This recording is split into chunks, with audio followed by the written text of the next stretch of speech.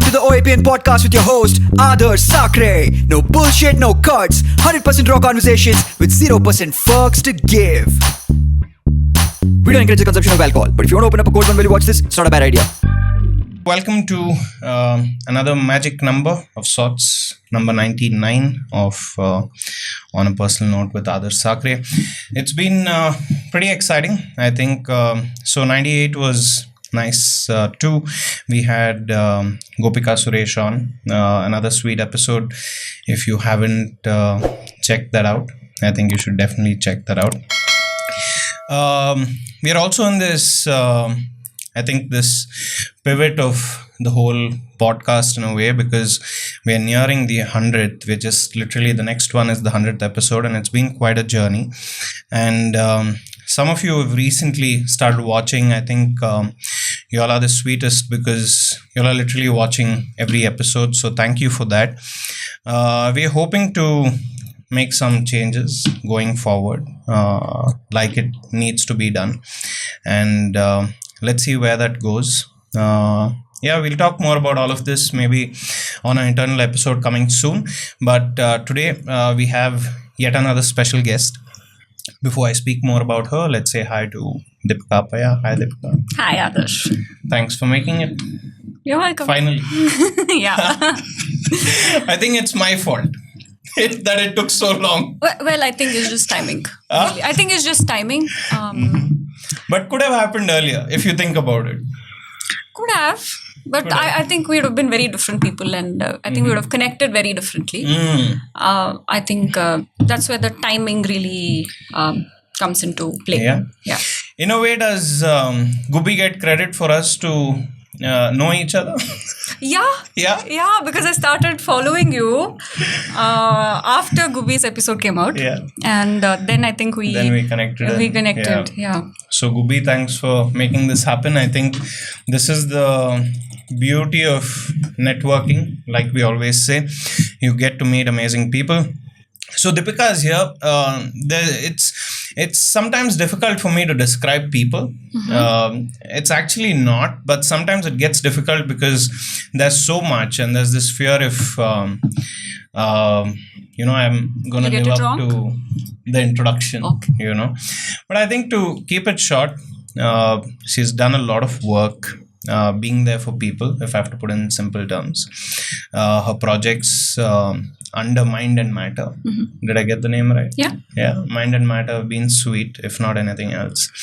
There's this constant need to reach out to people, and I've told her this as well. There are multiple videos where she starts by saying we at Mind and Matter, and it's sweet that someone's working on things like this. So this is a non-profit organization, and we're going to be talking about what this is and how things have been for that. She has this beautiful cafe in Coorg, the Wheel Cafe. Yeah. We're going to talk about that. There are these beautiful pictures and videos of her just sitting in greenery and having coffee and tea and eating some exquisite cookies, and reading books and whatnot, like the perfect definition of a peaceful space, right? Yeah. And that's what she's created for herself in a way to kind of slow down her life, like she says, which most of us kind of dream of doing. But I think some of them have done it as well. So I think that's Wheel Cafe. I think apart from that, I think these things are more of byproducts of who Deepika is. But I think in the last few weeks, I got to connect with her and know her a little better. It's also nice to see that she just genuinely wants to be there for people and be part of influencing them to having a better life, if that explains anything.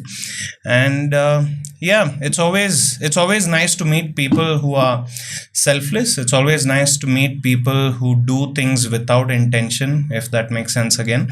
And it was only right for her to be a part of the first 100. It didn't happen. If it had happened, it would have happened in the 20s. And thankfully it didn't, because I myself wasn't the same person that I am today. So it's nice to have her literally here in at the last moment on 99. And if you know Deepika, great. I can definitely promise you that this is an episode where you'll get to know her a little better. if you don't know Deepika and you've just seen one of her videos about some project that she's running, maybe this episode will help you understand what these things are that she works on all the time, right? So welcome to the episode. Welcome to episode number 99. Welcome, Deepika. Welcome again. Thank you, Adarsh. How's it feeling? How's life? It's good. It's slow, like you rightly put, and it is good.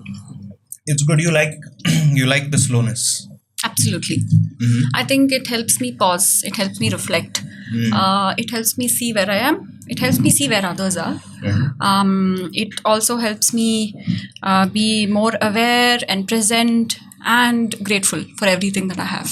Because I feel when you're in a rush, you're sort of just moving.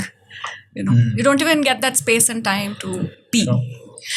You're always in a pursuit of becoming something when you're in a rush. But what if you fall short? Because we all have only limited time, right? What if you fall short? What if you don't do enough? I think if this question was asked about a year ago, I would say I'm afraid. But I've come to understand through the journey and through everything that I have been going through. And I feel I'm very grateful. I'm very grateful for this journey itself. That has made me understand and realize that whatever I'm meant to do, I will do regardless. Because when I say will do, what I also mean to convey is that what has to happen through me is going to happen through me regardless.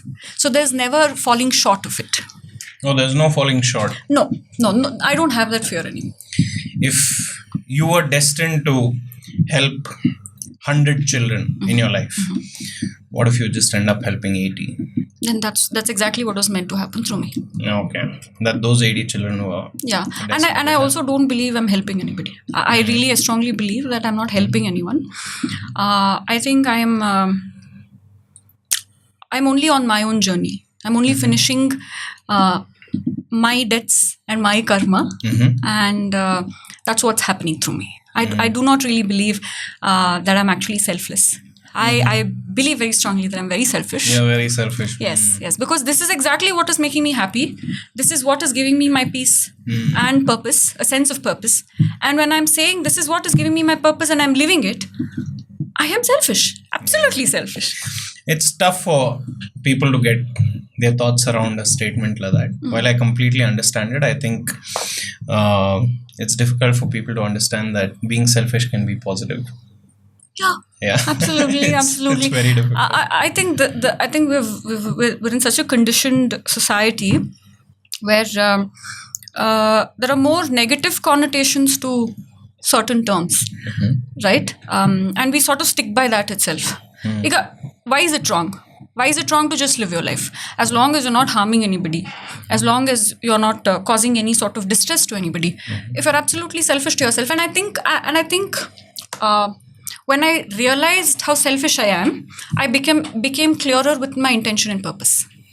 It was easy to filter a lot of other things. Filter? Yeah, because the objective was clear. Yeah. Right. I had a clarity on who I was and what I was pursuing. Sure. If I constantly keep saying I am selfless and I'm doing this for you, I'm doing this for these people, there's a sense of how can I put it? I feel like you owe me something in return. ನಾನು ನಿನಗಾಗಿ ಮಾಡ್ತಾ ಇರೋದು ಇದು, right? ನಿನಗಾಗಿ ಮಾಡ್ತಿರುವಾಗ you should be grateful to me ಅಲ್ವಾ? Yeah. But when you realise ನಾನು ಮಾಡ್ತಿರೋದು ನನಗೋಸ್ಕರನೇ. Then it starts and ends there. Yeah, I'm just doing it. Yeah. Right? I'm just the doer of it. It's happening through me. I don't even want to say I am the doer. Sure. It's just happening through me. Yeah. So we'll just go back a little, and I'm always excited about. It was nice to connect with you, over the last few days, but there's still so much that I'm curious about, and which is why I was excited about doing this, right? Just going back a little. So you spent early schooling, everything in Coorg? Was that what it was? Yeah. It was all... Yeah, schooling was in Coorg, yes. And after that? I studied in Mangalore. Okay, you went to Mangalore? Yes, I went to Mangalore. That was for? That was for my graduation. Okay. And then you?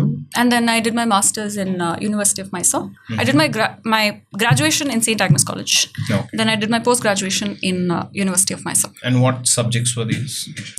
In graduation, it was psychology, literature and history. Okay. And I was actually doing BSc. And 10 days. Dropped out. I didn't drop out. I just chose an alternative path. Yeah, you dropped out of base. Oh, like I dropped from here and I got into this. Yeah, you can put it that way. But here, see, that's where I feel like we become more aware of our thoughts, the way we are putting it across to ourselves. Because when we're speaking, I'm speaking less for you and I'm speaking more for myself. Got it. More for my own mind and body than the others. The emphasis is not on the other. Sure. No worries. So I moved from BSc to arts. I felt I would do better in psychology. And then I did feel I was meant to help a lot of people. Okay. Then I did have that thought. I was, 18 years of age. And then I pursued psychology, history and literature. And then I did masters in literature. Okay. Because I wanted to stay in touch with all parts of humanities. And I felt that if I don't pursue literature, I will not somehow be in touch with everything else. Because literature sort of contained everything. It contained how the writer was thinking, which economic background he was coming from, the economic times of the time at which he was writing this and what was influencing him. And you can see the influences in those books and literature, right? Yeah. So I wanted to stay in touch with all of that. So I did literature. Sure. And what's family's role in opportunities? What's family's role in exposure to art? Was there any role the family played in exposure to art, literature, psychology? Yeah, my father studied BA, MA, LLB. Oh. However, when I chose to move from science to arts, they did not know what was happening with me because I seemed like a very, very clear person. I wanted to do this. And I think here we can address something that a lot of people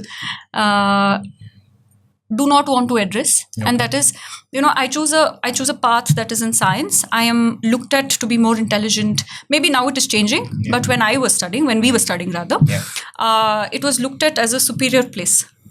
To be in. Like you need more brains.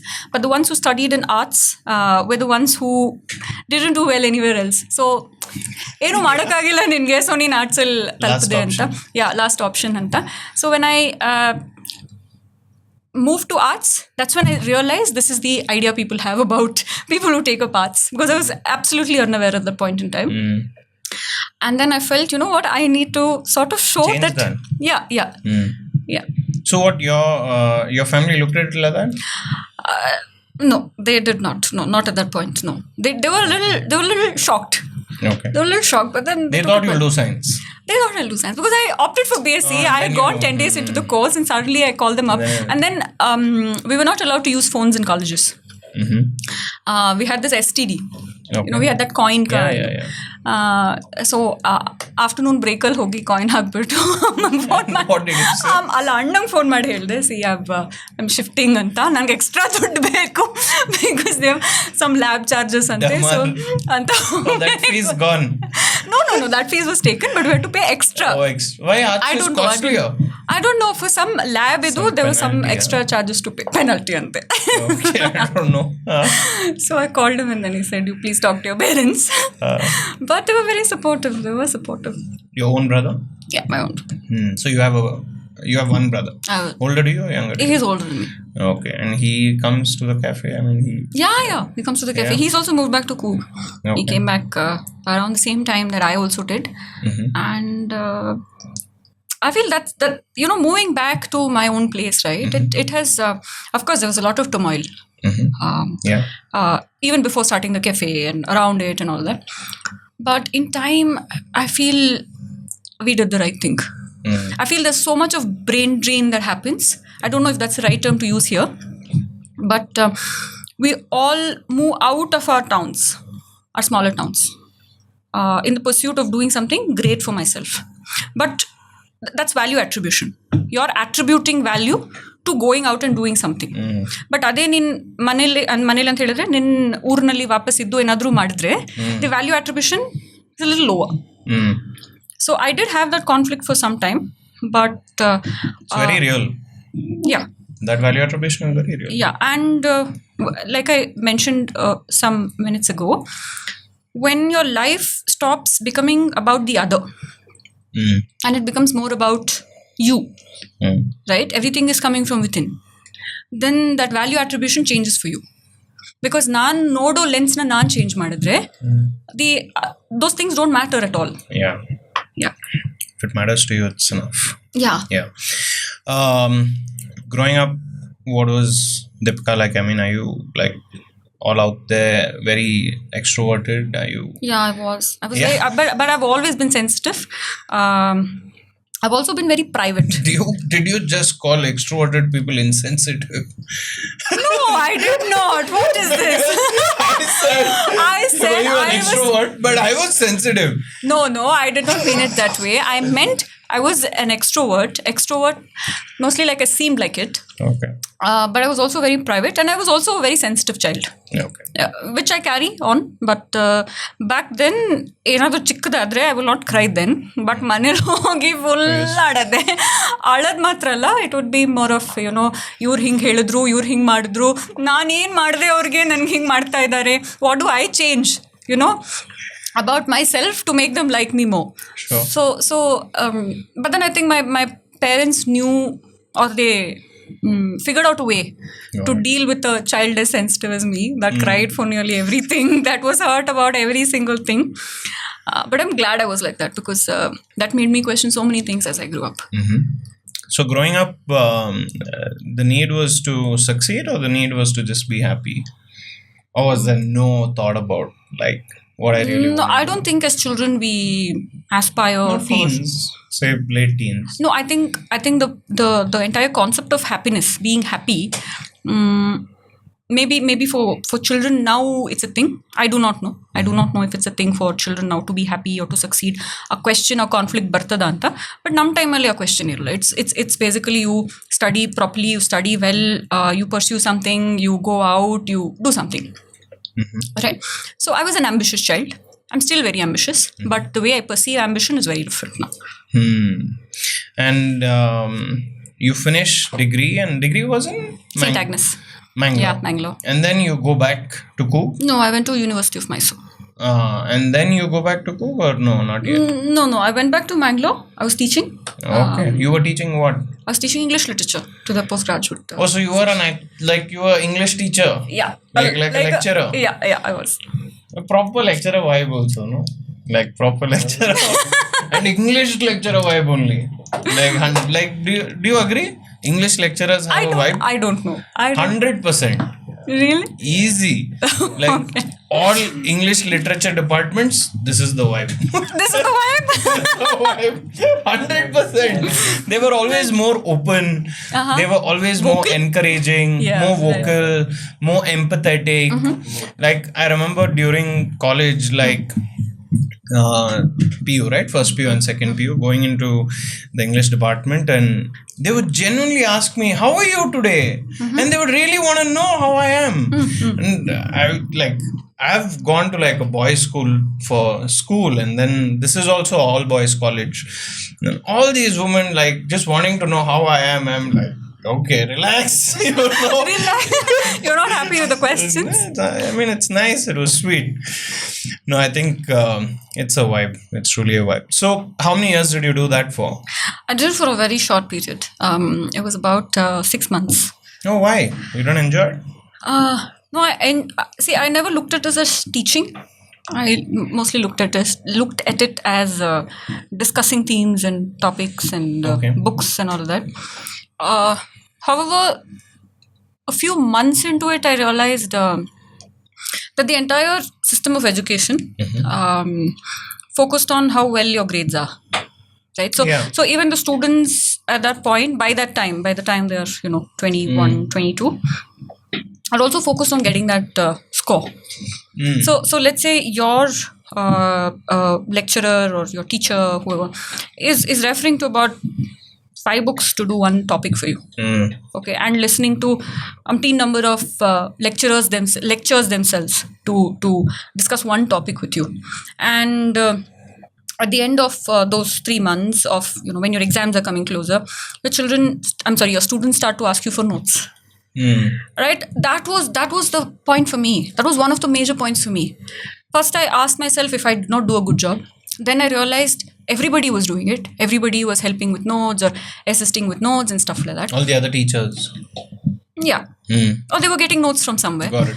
And then I would feel, because my professors did not do that. They came, they lectured us, right? And they walked out of class. Yeah. It's your job to make your notes. Yeah. And you're in post-graduation, yeah? You're not in school and all that.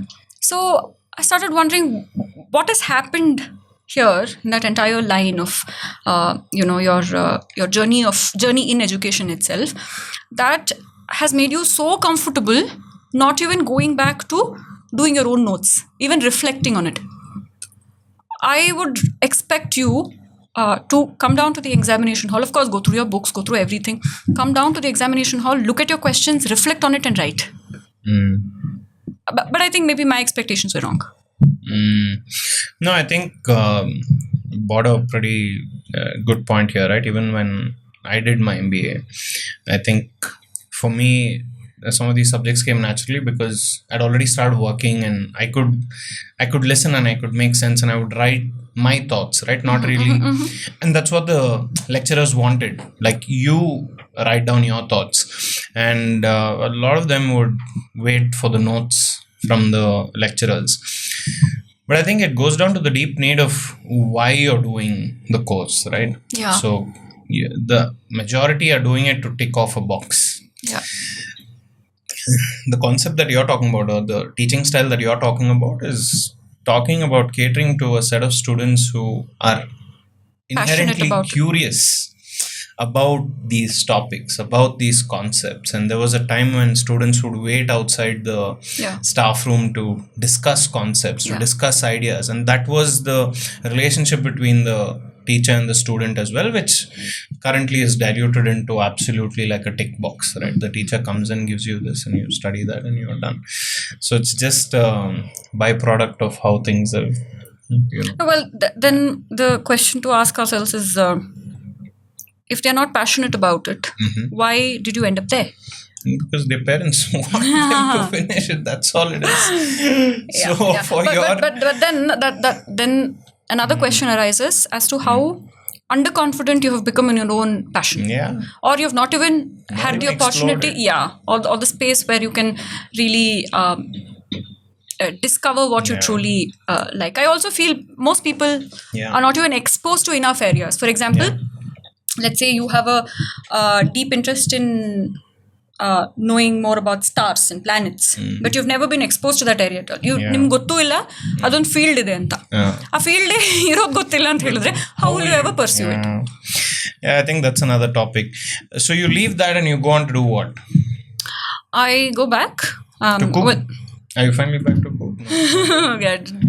Almost back there. But then it took me a course in Vipassana. Okay. I had started some things in meditation. Your first course? Yeah. This was the first time you did your Vipassana? Yeah. After you left the lecturer's job? After I left it, after a couple of months. It was not right after that. Because I had applied for it in October after I left. But I got the seat for January. Okay. Very interesting. I just want to stop you right there. So, but where did it all start in terms of just meditating? I used to do it at a very young age. Okay. Yeah, there was where? Like first spark has to be there. First recollection of it is about 12 years of age. Okay. And what happens? Like someone tells you about this, you go to a class, you learn about it, you hear about it. What happens? No, it was just sitting in silence at that point. And there was a teacher who used to, we used to have these Bal Vikas classes. Bal Vikas? Yeah, Bal Vikas. Bal Vikas classes? Yeah. What is a Bal Vikas class? Satya Sai Baba, right? He had these, not he, but Swami had a couple of these, centers valladu. Okay. They're small. Like groups? Yeah, you can say groups. It had teachers and they were trained. Those teachers were trained. And the teachings were amazing. They are funded or they're just doing this? That I don't know. Okay. Like, I was too young to know all of that. So we used to do meditation there also. Basically, just close your eyes. In Coorg. Okay. Yeah. Close your eyes and just focus on a point and things like that. It was never hard. It was never hard to focus on anything. For you? For me. It was never so difficult. So that seed was already there. Sure. And my questions were very, very weird, very strange, even to my mother. I would... like what? This I recollect at the age of about 6 or 7, asking her, so where is God now? Because we had one big picture of Ishvara in the house. Okay. So I used to say, Alli Devra, Adu Devra, and all of that. And she used to say, no, God is everywhere, all around you. He's inside you also and everything. So with the same faith, I would go to the room and say, God will turn on the light now because God is here. But God wouldn't. So I'd have to climb like a stool of sorts and turn on the light. And now in reflection of it, I think as a child how I understood is Devar madala, so nane madkobekagutte. But the faith is that God is with me. God is always there. So I think I asked I also feel they had a difficult time with a child like me. Would your parents ever meditated? No, I don't think so. No? No. What about your brother? No, after I went to Vipassana and all of that, he's been wanting to go. He did, in fact. He did go for a very short course and he said, Sadekila. Alignment, I know, Seri Akila. Frequency match Akila Sadeke. So, I like this thing of being 12 and sitting in Coorg and having this early exposure towards meditation, because I somehow feel, it was done for us as well in school, but I'll tell you, it was so abstract and so like without context, right? So we would be 100 kids put in an auditorium and they would play like this voiceover. You're right. And this guy is basically saying, okay, let's focus on this. Now imagine this at this part of your body and all of that. There's no context. And we are just made to sit, and the only instruction that's given to us is close your eyes and sit. But I somewhere felt some context would have helped. No, it's not a familiar thing in Coorg either. We pray to our ancestors. So there's a lot of link to nature. We if we introspect on our own culture, I think there's more emphasis on seeing God everywhere. Okay.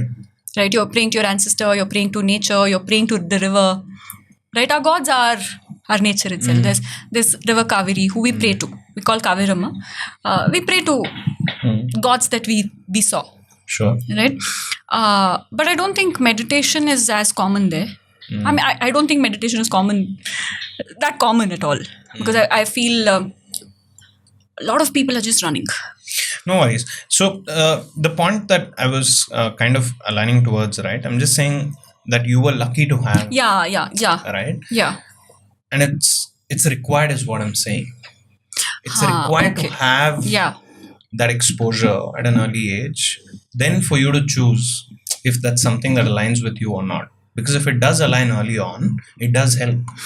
But others, it also depends on your previous karmas also. ಎಷ್ಟು ಬೇಗ ಅದು ಬರ್ತದೆ ನಿನಗೆ ಅಂತ. ಅಂದ್ರೆ seed you're saying it has to come at the right time.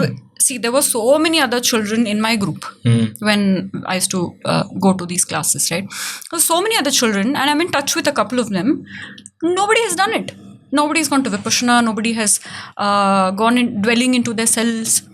None of it. It became a very religious thing where you pray, where you I would not say religious, but more like a ritual. Like na devrge namaskara ಮಾಡಬೇಕು, ನಾನು ಅಲ್ಲಿಗೆ ಹೋಗಬೇಕು, ಇಲ್ಲಿಗೆ ಹೋಗಬೇಕು. But it did not become a quest to go deeper within, to really see where is the cause of my misery. So I feel because as you progress in your own meditation, you start to discover that also. That a seed already ittu. I have started from where I stopped. In some life or another, I had stopped it there, and now I have taken birth to continue my sadhana. Oh, wow. Does it make sense? Yeah, it does. And we'll come back to this. So this early exposure continues to exist, which means you continue to have meditation as part of your... Ila. No. Ila. Not at all. I think... so when did you leave it and when did it come back? I've actually asked myself that a lot of times. Okay. And there've been stages in my life where there was... I think it happens to a lot of literature students also, because you study existentialism and stuff like that, nihilism and things like that, where you say, of course it's been I will say incorrectly interpreted when in nihilistic philosophy they say God is dead. Okay, but it came in context. Sure. It came in some other sort of a context, but it makes you question everything also. So for quite some time it was not there. I was exposed to it. I was exposed to meditation at an early age. Then it went away. Then it went away for many years. But I think I've had a tremendous amount of grace. I feel a lot of people, without me ever asking them for it, have really prayed for me. Have prayed for my growth in my own spiritual, in the spiritual realm and all of that. I think I have had tremendous amount of grace, and I feel that's what pushed me to take on Vipassana or my spiritual journey so seriously at such a young age. Okay, I think then we can come back to your first Vipassana, right? You say you had applied for it, but you got it much later. Yeah. There's usually a long waiting period, and anyway, but apply. But why? It's sought after. Huh? It's really sought after. What do you mean? The application, the application opens. Iga Bangalore Central ide Vipassana center, and I think the slots are open for June or July now. This is March, beginning of March. Okay. March to April to May to is all full. So the slots are open only for June or July, or maybe a little after. And let's say they've opened the slot tomorrow. Within 2 days, it will be full. In all centers, and it's not one center in Bangalore. I think there are 2 centers in Bangalore. There's a center in Mysore. There are centers all over the world, and it's pretty much the same in most centers. They open the slot about 3 months prior, and it gets full within 2-3 days of opening the slots. So there are always people waiting. Absolutely. There's so much misery. There's so much suffering deep within, even though people do not want to accept it. People don't want to confront it, because we're so afraid of the reality of our life, of the... Is the word impending doom? Is it the right term? We're so afraid of it that we say, "Ad baro tanka nan talbidtine hengo madkondu." Not realizing it's a never-ending loop. Yeah, You gotta address it. You have to. If you don't address it, it's fine. It will come back. It'll come back. It'll come back like 100 folds to you. Yeah. So you better address it. Yeah. It's nice. So this is the first time you're doing Vipassana. Yeah, 2020 January. 2020. Okay, so this is 4 years ago. Yeah. Not too long ago. Not too long ago. I mean, I did have experiences of other forms of meditation. I was doing quite a lot of things in that 1 year. Not 1 year, but half a year after I quit and gone back. Got it. I was moving around quite a bit and all that. I was somewhere in touch. By then, I was somewhere in touch because I needed the quietness. I needed that. But now you were free. Now there's... I was never free. I'm saying, like the job was off, and like your daily requirements, or rather daily... See, I wanted to pursue my PhD, which is why that was also one of the reasons why I quit. I felt that this is probably not the place for me, because I'm somebody who strongly believes, Adarsh, that if something I feel is not very right, is not right, okay, in my own way, it's not right, and morally it's not right, or of course all of that is subjective, I understand, but we'll come to the objectivity of it at one point. But let's say students itself coming and asking for notes, it was not fine. Something inside me said no, something has to change. So now I cannot stand up against a system so strong and so big. So I said, probably you have to create an alternative system. Right? An alternative system which in time will become so much more effective than the existing system, that the system that is there now will slowly lose its power. You cannot fight the system. So that's your response. So instead of fighting this system, You create an alternate system that is going to be more effective in time. Got it. So I am not the one that will constantly complain about something. Andre ಮಾಡಿದ್ರು ಒಂದು 2-3 ಜನರ ಜೊತೆ who's very close to me, who are very close to me, I will probably say it, and ಅದಾದ್ಮೇಲೆ I either find an alternative for it to resolve it, or I will say ಇಲ್ಲ, complaint ಮಾಡೋದು ಬೇಡ, I have to do something about it, or ನಾನು complaint ಮಾಡಕ್ಕೆ right ಇಲ್ಲ. Yeah. So I said, maybe this is not my place. Maybe I should actually go back and do my PhD. So I'll take some time off. So I went back. But I'm so glad that none of it worked out. What didn't work out? The PhD didn't work out. The You topics didn't do your PhD? No. Where? I am asking. No.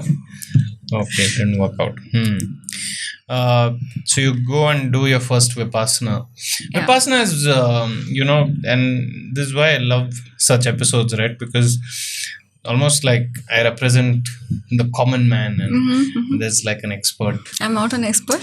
You know more than us at least, right? And that's why it's exciting. So Vipassana has always been a very exciting concept for the people who have awareness about it, and it's a different conversation. But for people who are not so well read, or not well read, are not aware of these Are not concepts, exposed to are it, not exposed to it, it does stand out, because when I heard about Vipassana, someone said, bro, in Vipassana you don't talk for 10 days. I loved that concept. I said, I don't need to talk for 10 days. This is nice. How will it feel if I don't talk for 10 days? So I legit believed that it's just going into this nice scenic location to not talk. Didn't understand the whole pictures. You sit there, you meditate, and there are sessions, and there's the reasons why people do it and all of that, right? And then what also started happening is I met certain people who have done Vipassana, and they just talk different. I just feel like if someone's done Vipassana, they talk different. This is reality, boss. I've seen this. They are more. They have a flow to their thoughts. They have this quality of embracing things. There is this. It's extremely difficult for them to be negative about anything. Right? And then I met 2-3 people, and I think the concept stood out. And I think for a person who's listening, right, just tell us what Vipassana is. Why is it that why are these slots getting booked? What happens? Are they giving you like a magic formula inside this place? Well, they are showing you. I cannot even say they are showing you, but one discovers the reality within. Okay. And that changes the whole game for you, because you realize that nothing has existed outside of me. My misery, my happiness, my peace, none of it. It has never come from the outside world. It has in fact come from deep within. Everything that has happened in my life has been an effect to the cause that is within me. Vipassana teaches you to see things as they are. As they are, without your subjective ideology, understanding, nothing. To see things as they are. To cognize something as it is. And it gives you the capacity to accept the reality as it is. You start to accept and become aware of anything nature unfolds in front of you. It's more of nature is unfolding this way, so I accept it. So there are particularly 3 things, that as you progress on the path, you come to understand and realize. Okay. One is you become aware. This is on a very deeper level, but I'm putting it on terms that maybe most people can resonate with, because I've also understood that sometimes when I go on explaining these sorts of things, people do space out. But I've also ನಾವು ಇದೀವಿ ಇಲ್ಲೇ ಅಷ್ಟೇ ಸಾಕು, ಯಾರು ಬರ್ತಾರೋ ಬರ್ಲಿ. But I've also realized that if you are resonating on the same level as what I am speaking or the point of experience, there is no way you will not hear me or hear that thing. It's on the same frequency as you are. So you will take it. So when you said, friends told me about Vipassana and it stuck me and everything, that's because there's already a seed in you. Either you've heard it in some life and you have done it in some life or something like that, which is why it even drew your attention. Stood out for you. Otherwise, I'm sure that there were other people in your group. Let's say Aditya has gone for Vipassana, he's come, and there are 6 other people. You're at some restaurant, everybody is eating, and Aditya says, "Bro, Vipassana was great, bro." I'm putting it in the general lingo. It was amazing ಅಂತ. ಅದರಲ್ಲಿ ಬರೀ 2-3 ಜನ ಮಾತ್ರ ಕೇಳಿರ್ತಾರದು. The rest of them probably were so indulged in their own conversation won't even enter there. Yeah, because they are not resonating on the same frequency as that. So there's already a seed in you. A seed in whoever has heard about Vipassana. Whoever is probably going to hear this segment part of it and not skip it. Has had that seed in them. Sure. They've had that the karma of experiencing it at some point in this life for themselves. So there are 3 things. I'm coming back to that. One is you become aware. All right. Again, I'm saying it. This goes on a very deeper level, but I'm putting it in simpler terms on a very superficial level. Being very clear, it's on a very superficial level that I'm mentioning these things now. One is you become aware of what is, then you accept it as it is, as whatever it has presented itself as. All right. And the third is with a balanced mind, with an equanimous mind, you have observed it as it is, with a deeper understanding that this anyway will pass. The nature of what has appeared is of impermanence. So this is also going to pass. So that's why Vipassana practices, maybe there are other practices. I mean, of course, there are many, many other practices. There's Isha, there's Kriya Yoga, there are so many, mindfulness also. There's so many other forms of meditations. And I'm sure that they also have their own variations and their own understanding of what I am putting forward. So these are the main 3 things that you come to understand. So nature has presented itself like this now. As a sensation, let's not go to the deeper aspect of it at all. Outside only. The situation bandide. It's presented itself. Nature has unfolded itself in this manner. I am aware of it. The second part is I accept it as it is in whichever way it has presented itself. And the third is with a balanced and equanimous mind, with the understanding that this anyway will pass. With the understanding of the nature of impermanence, I observe it. And what happens, Adarsh, is that situation, right? It loses its power over you. Because ನೀನು ಅದನ್ನ observe ಮಾಡಾಯ್ತು, ನೀನು ನೋಡಾಯ್ತು, ಅದಕ್ಕೆ ನೀನು ಪವರೇ ಕೊಡಲ್ಲ. That's the power of awareness. Got it. And these things that you're describing sounds, I don't know, is it a state of mind? You reach that state of mind. So it's a state of awareness, it's a state of mind that you're saying the tool Vipassana helps you get to. Once you get into a serious form of any kind of meditation, you go beyond the mind and the body. You will go beyond your mind and your body. So on a superficial level, yes, it is a state of mind. It's a state of awareness, complete awareness. So help me understand this, right?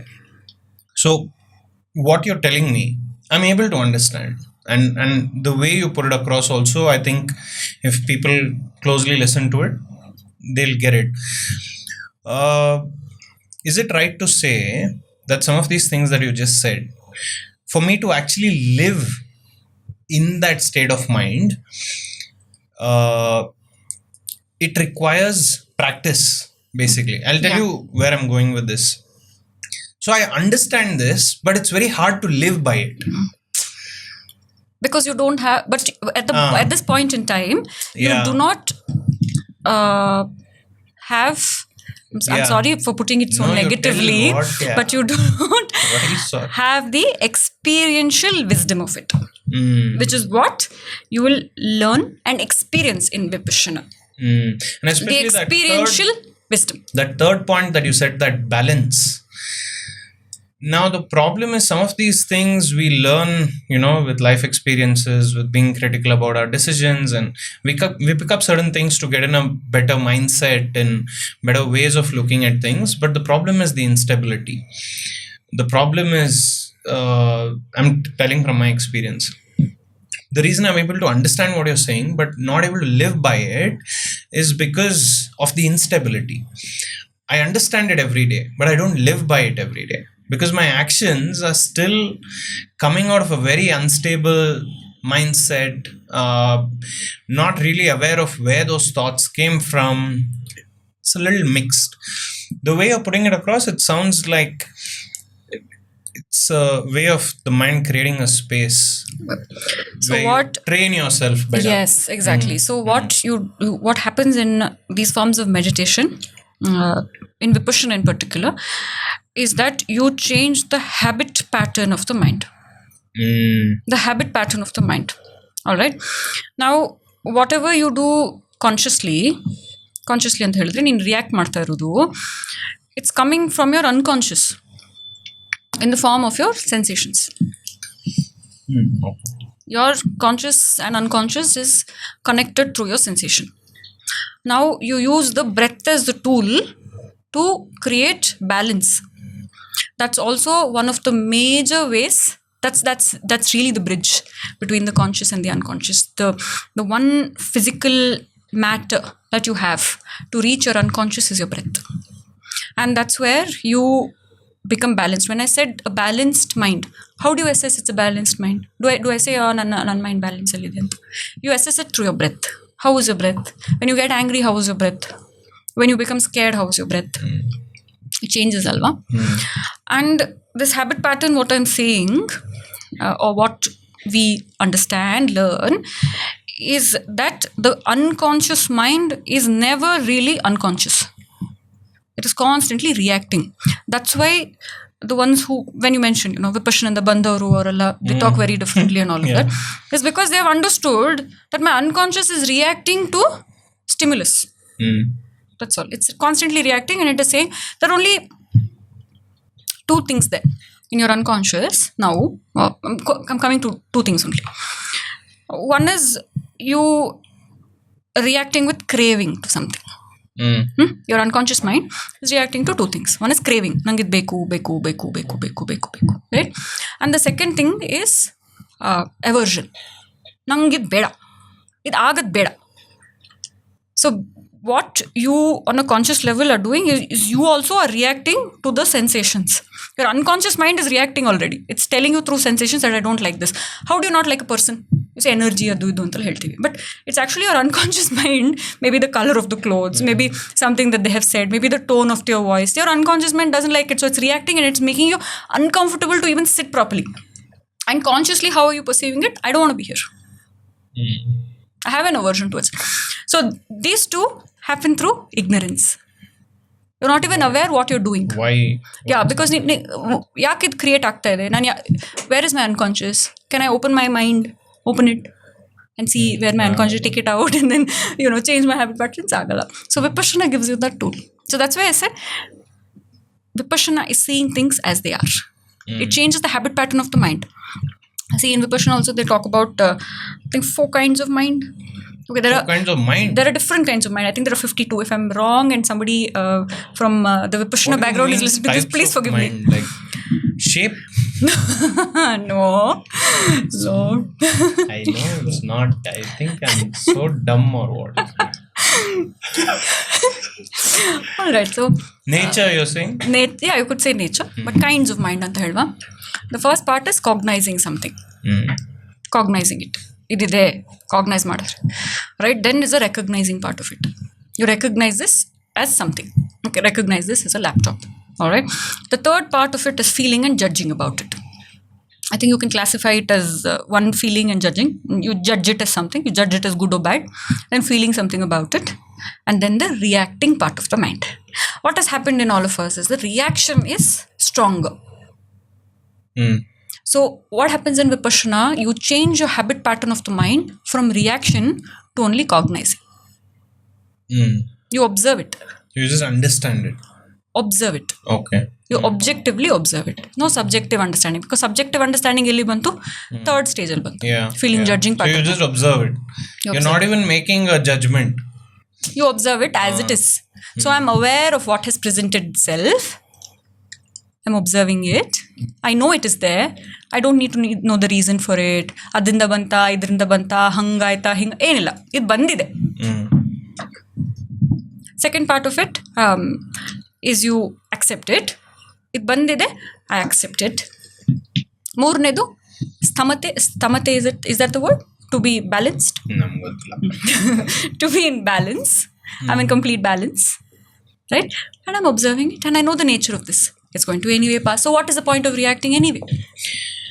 And this is, you've structured it so well into 3 points. But so in this Vipassana course, so is there a teacher? Yeah. We have an assistant teacher.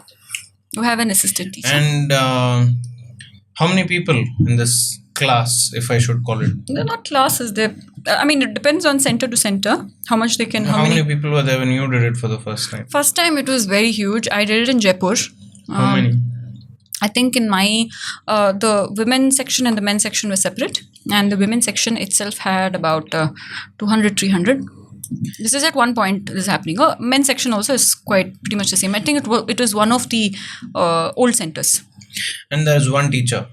There are 2 assistant teachers in that room. And all the instructions are given by Goenka ji, who was the one who brought Vipassana back to India. And apparently it was a belief in the line of teachers, because Vipassana was lost to the whole world. It was diluted. That's what it said. It was diluted. The forms were diluted because you see, Alva, you see the aware accepting part of it in many forms of meditation. So Vipassana as a line, it was saved, if you may, and in its purity, in the purest form of it, in Burma. And Goenka ji, who was an Indian who's living in Burma, I think his entire family was also in Burma at the time. He learnt it from his teacher. It was only passed on from teacher to student. There is never a calling for people. I mean, calling anta helidre yaru nimge helalla banni anta advertisement ellu nodalla, nothing like that. Like I mentioned, it's a seed. When the seed has ripened enough, you will automatically go. Yeah. Even meditation is that way. And that's why I said there was so much grace on me, right? There's probably so much of prayers for me, or for this particular consciousness that is inside of me now, that I was able to go to Vipassana at a very early age. I went when I was 23. I turned 23 and a couple of months into it, and then I turned 24. That's when I also started Mind and Matter. After I went into Vipassana, I had no plans of starting the organization then. I really thought I had the intention, because I had made a list of things that I felt I should have been exposed to as a child, which would have somehow assisted me to make informed decisions or better decisions, and enabled me to handle things better. So I thought, I'll finish everything, then come back and then start this organization. But Vipassana said, let's do it right. Wait, I didn't finish with Vipassana. That first thing. So, 2 teachers. Yeah. And everything is played on the speaker. So there is a voiceover. Yeah. There's like a guide. And then, so 300 people, nobody is using their phone, and no, it's taken. You've already been completely silent. Complete silence. You can only talk to your teacher, and you have sevikas, the servers, who are old volunteers who come to volunteer and enable your meditation, to assist the teacher as well as you in finishing that course or all that. So you can talk to them. if you have any problems with accommodation or anything there in the center, administrative problems kind of ಇದು ಏನಾದರೂ ನಿಮಗೆ convey ಮಾಡಬೇಕು ಅಂತ ಹೇಳಿದ್ರೆ or you need something ಥರ.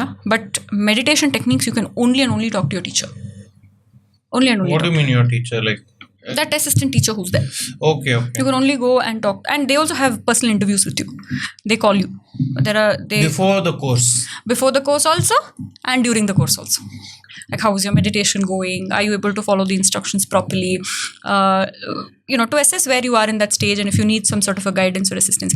When I went for my first Vipassana course, right, we have one sitting in the night, and the evening first sitting ಇರ್ತದೆ ಒಂದು 8:30 to 9, I think.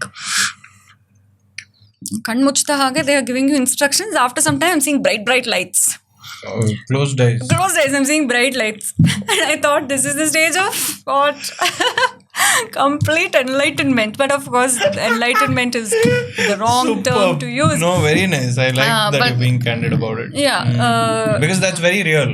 And that's what people need to understand, right? Yeah. A lot of people think that, you see light and everything, it's there. And they a lot of people that we have also known personally have been stuck on that. Light node there. I've attained liberation, but my habits have not changed only. I'm still the same person I was before I saw the light, right? Getting angry and whatever. Yeah. So Vipassana helps you go beyond your intellectual ideas and concepts, and it gives you experiential wisdom. So I think coming back to that. And the instructions are given on a daily basis. There are 3 compulsory sittings in which you're not supposed to move out of the room, move out of the hall. The other sittings, you meditate for almost 11 hours in a day. You get up at 10 days. It's almost 110 hours. Have I got my math correct? Thanks.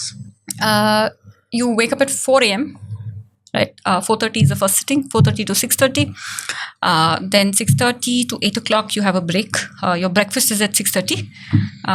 Very simple food, very sattvic food. And 8 o'clock is your compulsory mandatory meditation, group sitting, 8 to 9. Then from 9 to 11:30 is the next set of meditation, where you can move out and all of that, based on the instruction of your assistant teacher also.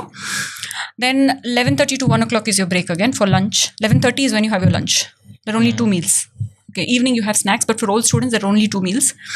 There's nothing in the evening. You can drink lime juice. And it also cleanses your system, Not lime juice. Not lime juice. The whole diet that you follow.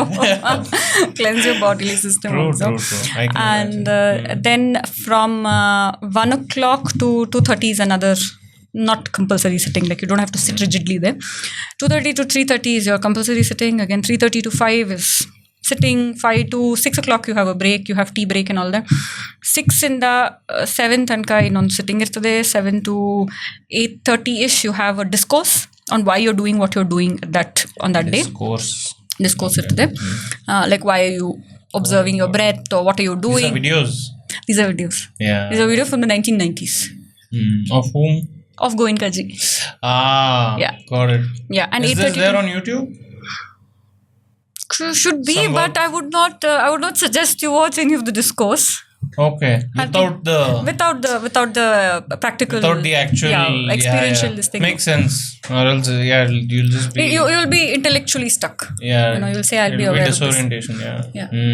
So go for it first and then. Got it. It's so critical to kind of understand that this comes to you, right? And you mentioned that when it has to happen, it'll happen, and that thought itself is pretty intertwined with so many other things, right?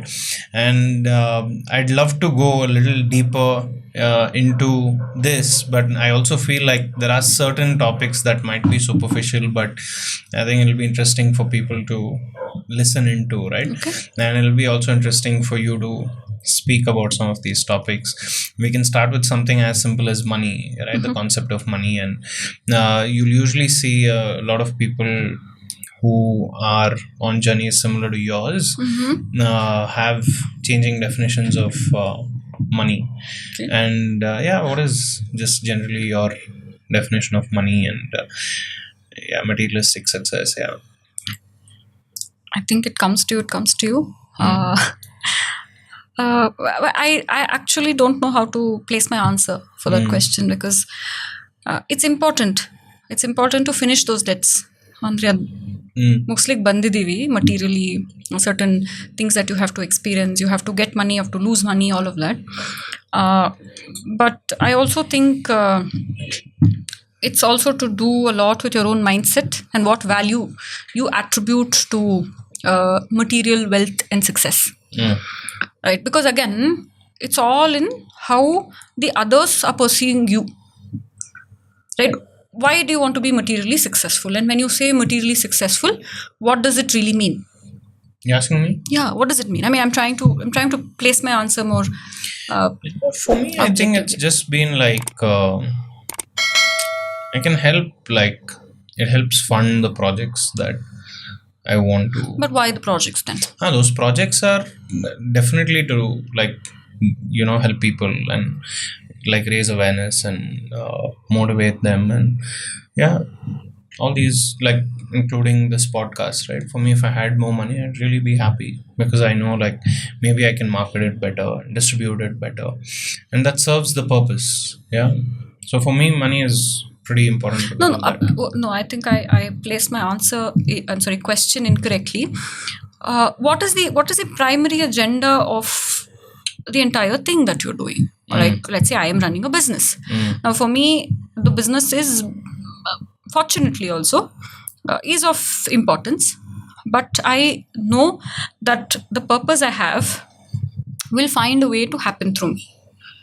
Okay. And material success will automatically come to you when you have aligned with your actual purpose. And material success or material wealth will become insignificant after a point in time. Because again, you go deeper and deeper when you say, I want to do this. Nange idu ಮಾಡಬೇಕು, ನಂಗೆ ಜಾಸ್ತಿ ಜನಕ್ಕೆ ತಲುಪಬೇಕು. ಯಾಕೆ ತಲುಪಬೇಕು? ನಾನು ಮಾಡ್ತಿರೋ ಕೆಲಸ ಯಾಕೆ ತಲುಪಬೇಕು? Right? ನನಗೆ ಇದನ್ನ ಎಕ್ಸ್ಪ್ಯಾಂಡ್ ಮಾಡಬೇಕು. Actually, ಏನು ಉದ್ದೇಶ? Is it because I want others to perceive me as something? Is there an image I have unconsciously longed to create in people's life? Or it's a mixture of things. Correct. Yeah. So I'm saying when you start to structure it properly,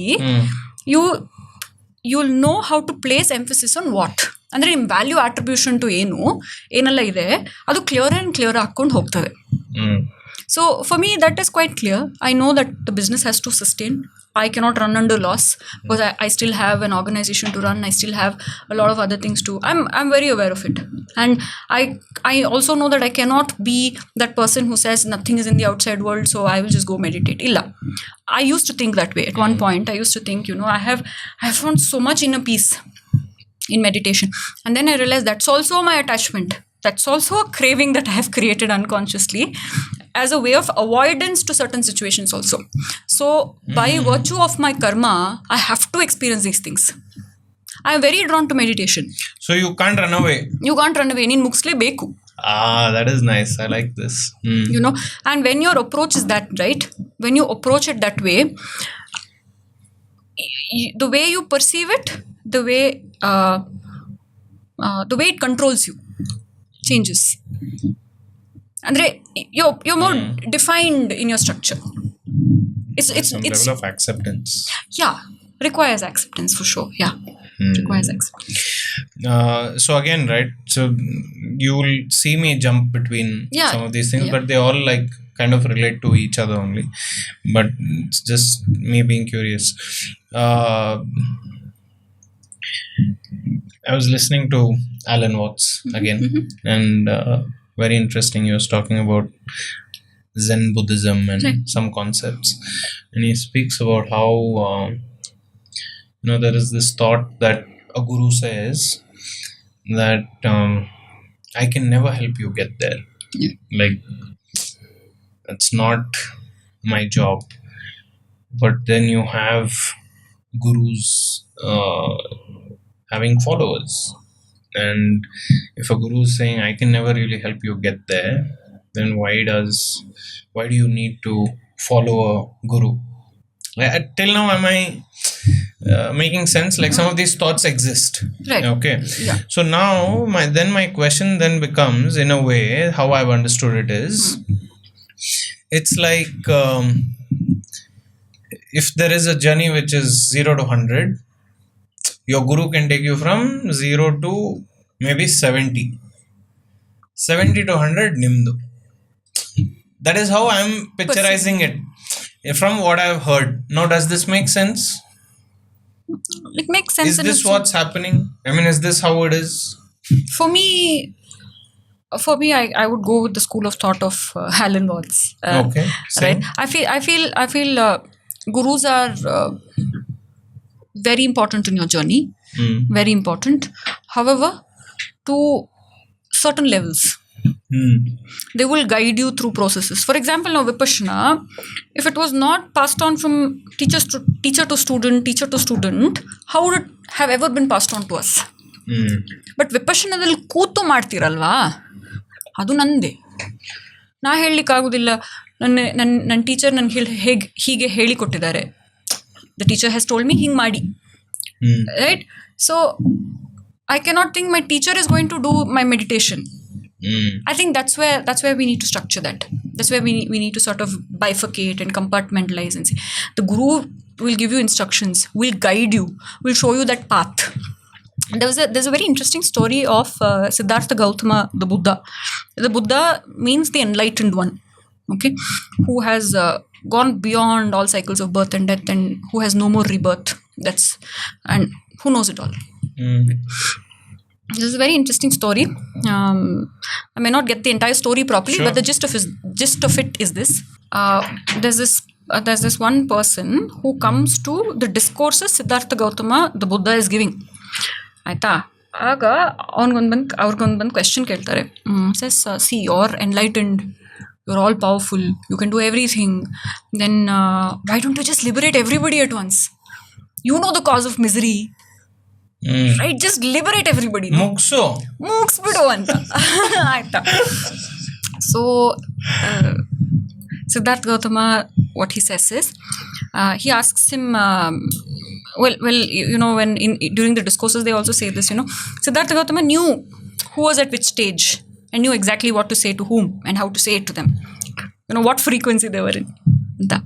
So he says, so he asked this gentleman, you don't look like you're from this place.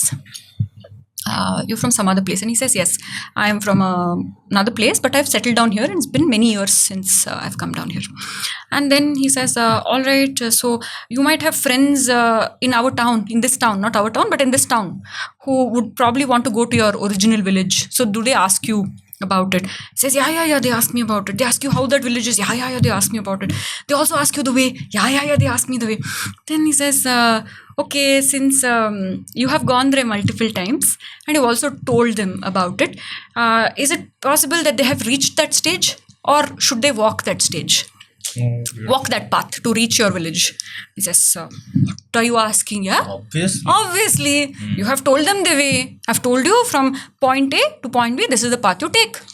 Now how can I walk it for them? If he wants to reach, he has to take that path now. He says, exactly. So I am guiding you.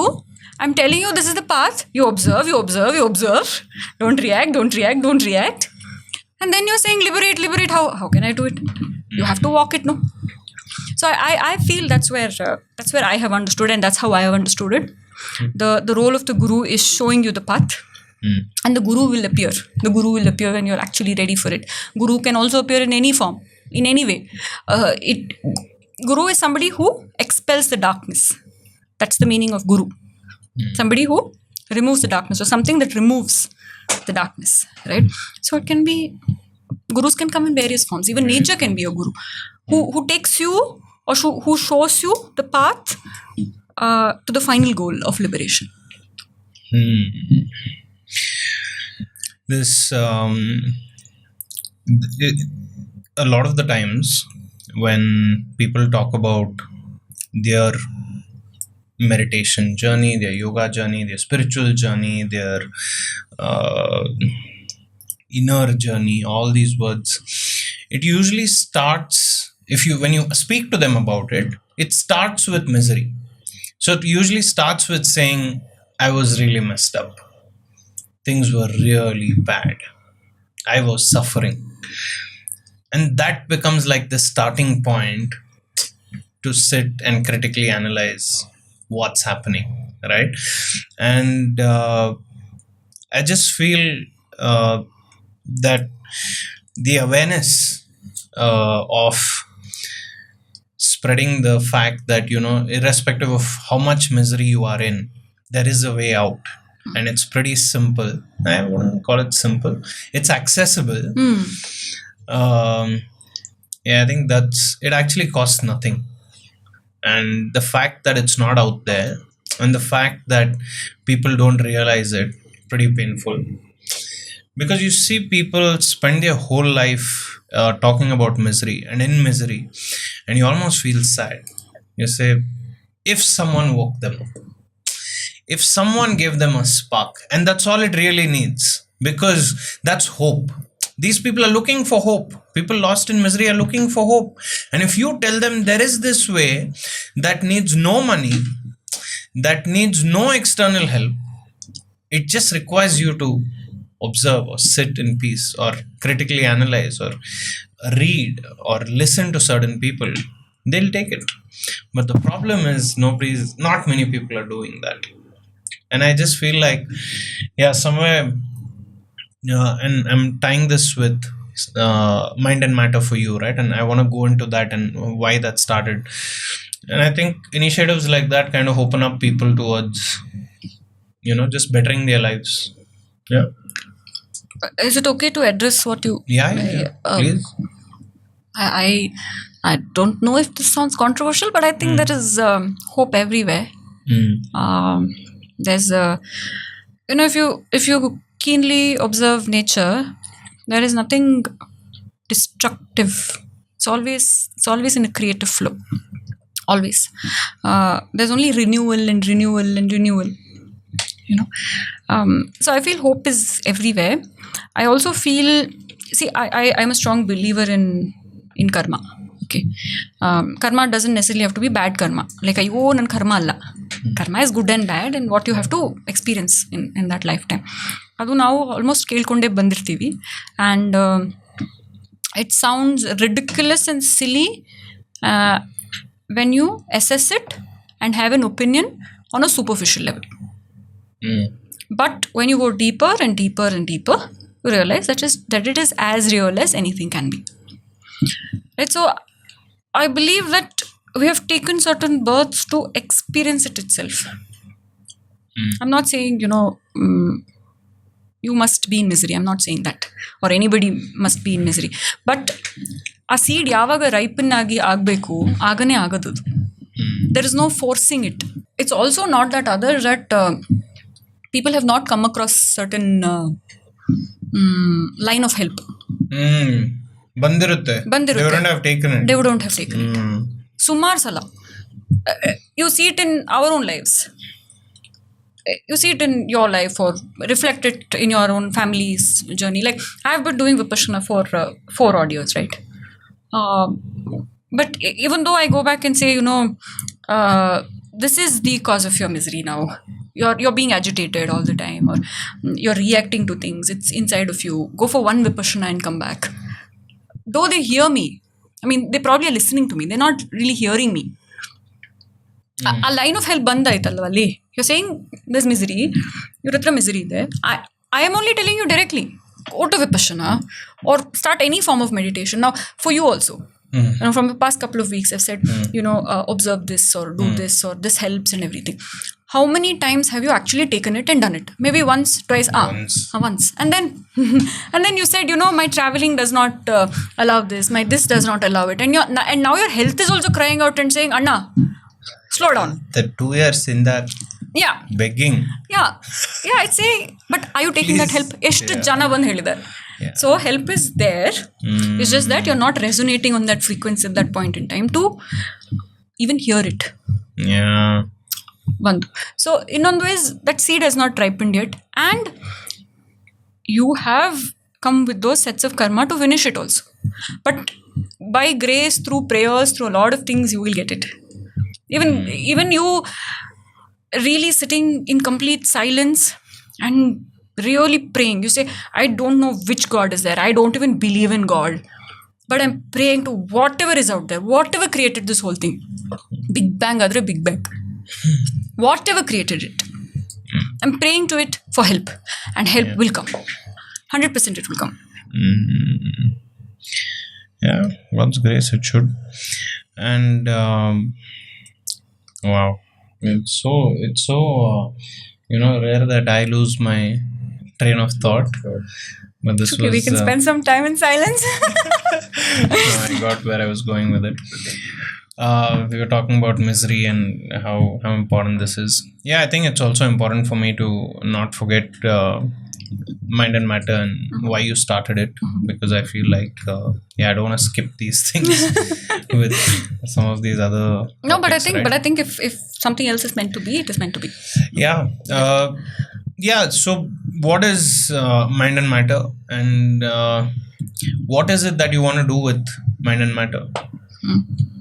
Well, like I said, it started off with that list of topics that I'd written.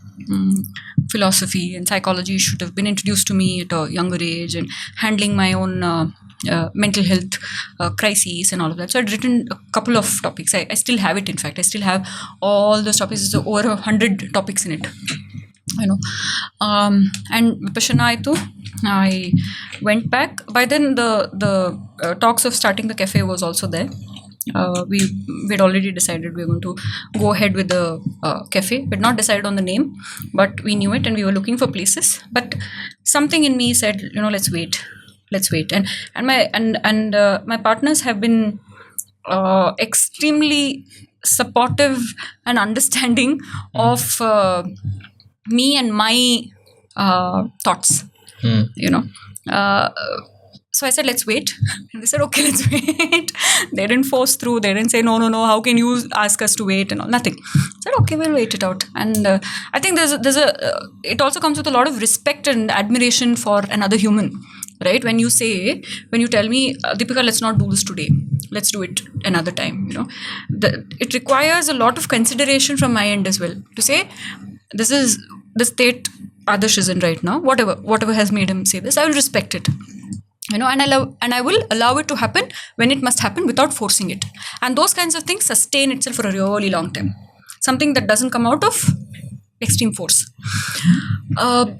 Then I went for the first Vipassana. I came back. I continued my practice, and there were lots of different kinds of experiences. Then around March, we said, we have to go ahead with it. I said, let's wait for some more time. By mid of March, I think, or 20th of March was when COVID hit and everything started. I said, this is why. This is why something told me don't. Something was pushing me not to. Kept asking me to say. Cafe. Yeah. Okay. Then around April, May, I was continuing the practice, but I was having extreme breakdowns. Extreme. This is also one of the things that most people, or it's not very popular, that when you start a serious form of meditation or you're on that path, the spiritual path, a lot of dark things inside of you, inside your own unconscious will come up. That is basically to stop you from your meditation also, because there's a lot of aversion in your own self. The mind does not want to change its habit patterns. Your unconscious mind does not allow you to even sit properly. So it's throwing everything it has at you. Yeah. To stop the change. Yeah. If you look at it on the level of energy also, there are many explanations to it. There are multiple energies that are thriving around you because of that sort of energy that you have. If you leave that also. Yeah. If this person elevates, this being elevates, then where do I, how do I have my energy to sustain? To keep you. So, that's on the level of the energy. But on a very conscious, on the mind level, on the matter level, this is what it is. Your unconscious mind is going to throw all kinds of things, all kinds of tantrums at you. All old memories, breakdowns, and sleepless nights, and a lot of stuff. And then a friend of mine who I had met at Vipassana, I was talking to her about it, and she said, Deepika, perhaps what you're trying to do, I decided I'll continue my PhD. I'll just pursue PhD and do that. Probably this cafe, none of it is my thing. By then, mind and matter has not even come in my mind. I just have that list. And I've thought I'll come back to it and do it. Only the cafe plan is on. And she said, probably what you're looking at is not what you're supposed to look at right now. Maybe there's something else for you that you're supposed to do right now. There's something that is supposed to happen through you now. So why don't you focus on something that you have said, I will do at a later point? And I opened this. I said, you know what? I'm going to start it. Now, what will I call it? I'll call it mind and matter. And we focus a lot on mental health awareness. When I say mental health awareness, I do not mean mental health issues, mental illnesses. We advocate for mental well-being. And when I say mental well-being, what I mean is we focus on certain areas of your own mind that you can strengthen. Your empathy, your interpersonal relationship, your decision making. Those are some of the aspects of a better mental health. When you say mental health, it doesn't necessarily mean ninge mental illness illa anta idre. It doesn't mean you have a great mental health. I'll give you a very concrete example of it. It's not that if you don't have a mental illness, your status of your mental health is very good. Yeah, it's the same, like to put it in better terms, right? On a very concrete level, if I mean, when I climbed up the stairs, right, the 3 floors, I almost took 5 minutes to sort of settle down. I said, Saku, anta. Maybe before, 3 months before, I would have taken 10 minutes to settle down. But now, because of yoga and a lot of lifestyle changes, it's gotten better. But does not mean I have a huge physical health issue. It's just that my physical health is not great. For my age and for that stair climbing, I shouldn't have been so tired. I said, I need to catch my breath. Let's wait for some time. Right? It's the same with mental health. And it took me also a lot of time to realize that just because you don't have a mental illness does not mean your mental health is great. But you have to work on those aspects. Like, how are you responding to a stressful situation? ಯಾರೋ ಒಂದೇನೋ ಹೇಳಿದ್ರು, ನಾನು misery ಆಗ್ನಿಯಲ್ಲಿ ಉರ್ಲಾಡ್ತೀನಿ ಈಗ. I will roll in it. Right? That's my reaction to that situation. I don't even know. Like, for example, Aditya says something to me. Okay, ನಂದೇ ಪರ್ಸೆಪ್ಷನಲ್ಲಿ, ನಂದೇ ಕಂಡೀಷನಿಂಗಲ್ಲಿ, ನಂದೇ ಹಳೆ ಎಕ್ಸ್ಪೀರಿಯನ್ಸಸ್ನ ಇಟ್ಕೊಂಡು I am judging this. Saying Aditya didn't pick my call. So probably there's definitely something. Probably he doesn't like me at all. Probably he's avoiding me. Something like that.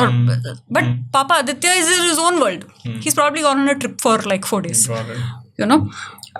How was my response to that one situation? And how long have I continued rolling in that sort of an agony and misery?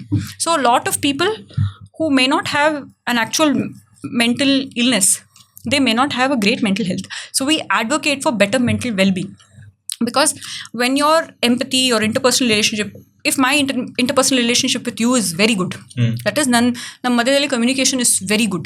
I'm able to sit with you and say, you know what, Adarsh, I just cannot do this. And I get that sort of strength and support from you. And say, all right, this is going to pass. Let's figure this out together. You give me that support, strength. There's a different way I will approach that situation itself.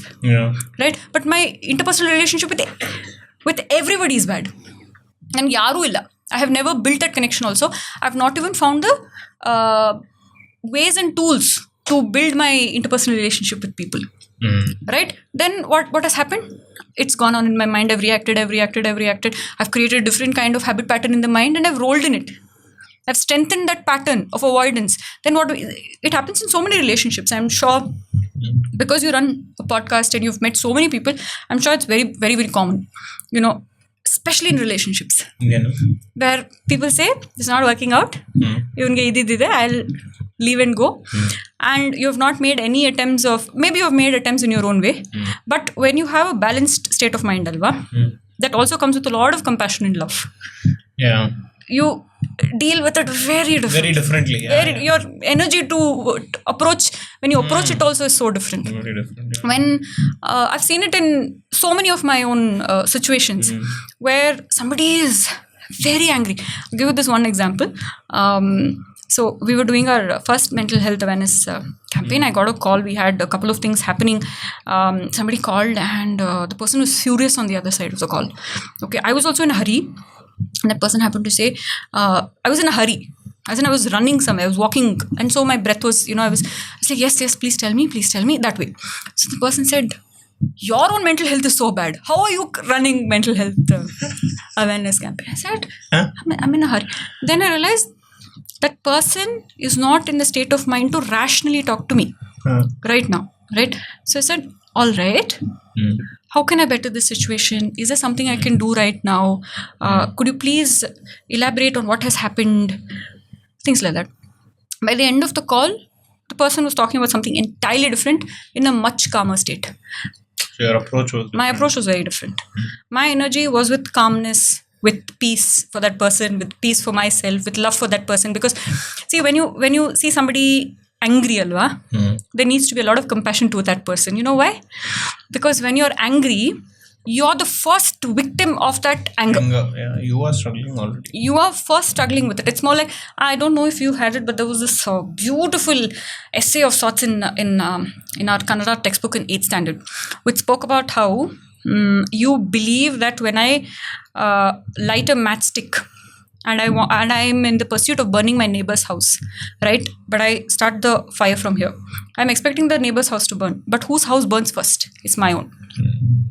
So I'm the first victim of any negativity, any sort of ill will, jealousy, anything that I create. So there should be so much love and compassion for the person who's yeah. And your approach changes, no? Ninatra irodhen compassion a person ge. Ishto negative alli neenu urlaಡ್ತಿದ್ಯಾ ಅಂತ ಹೇಳುವಾಗ it's only compassion for you. So coming back, so we focus a lot on mental well-being. We run a lot of campaigns throughout the year. Firstly, we realized we need to create more awareness on the concept of mental health itself. When I say concept, I mean the terms itself. You need to normalize mental health and talking about it and saying it's absolutely okay to deal with a mental health crisis, just the way you're looking at your physical issues. And it's okay when you fall sick physically, when you have fever and you go to the doctor. It's also all right to visit a psychiatrist or a psychologist when you don't feel very all right in your own state of mind. Right? You're not able to approach some situations properly. You're being very anxious about something. Something very small is triggering something very big. You're not able to function properly at all. There are lots of behavioral changes, and it's also exhibiting itself physically. Right? So when those sorts of we wanted to normalize it. Those sorts of things happen. It's all right to visit someone. So we started with mental health awareness campaigns. We call Paint a Wall. We do something called Paint a Wall every year. We do it at the cafe, in fact. It happens around November and December. So you just keep paints and ask people to come and paint. Ban paint maadi anta. And a lot of people actually come and ask you, why are we painting this wall? What's the whole purpose? The purpose is you actually asking me what the purpose is. Because otherwise, I would have never been able to strike that conversation with you. Right? Around mental health. Then you say it's for mental health awareness. Oh, you can also do this to create awareness. Just a call for attention. Yeah, call for attention. Right. But we run it for schools and colleges also. They are mental health awareness workshops. That is to sort of assist children, parents and teachers to deal with stress, daily stress, empathy building, interpersonal relationship building, decision-making capacity and all of that. To improve on all of those aspects so that you can avoid a couple of issues that might come up if you don't have a great mental health. But primarily we work with Coorg and Mysuru District Child Protection Unit, and there are children's homes that come under it. They are called child care institutions. These children come from vulnerable backgrounds who need care and protection from the state. They need care and protection from maybe an impending danger somewhere, or from somebody, or some situations that they are sort of in. So those sorts of children are in these homes, or there can be multiple reasons as to why the child is where they are. And they go to normal schools also. Some of them, they go to normal schools. They go to the nearest government schools. So we take up sessions on every Sunday for them, and we've been doing this for the past 3 years and 8 months. 3 years and 4 months now. In Mysore, we started in 2022, July. In Coorg, we started in December of 2020. And every Sunday it's been happening. We expose the children to various topics. From sex education to astrophysics to aircraft dynamics. To robotics to artificial intelligence. These folks to are nature volunteers who come in to share. Yeah, it could even be you, right? You serve an expertise in a particular area, and I have my connection with you. So I say, Adarsh, why don't you sort of volunteer and do these things with them? We also have something called mentorship program running now, where we have volunteers who are trained with NIMHANS. Even these mental health awareness workshops that we do, all the volunteers are trained with NIMHANS. And these mentors visit the children every alternate Sundays. every alternate Sundays. And one mentor has about 4 or 5 children with them.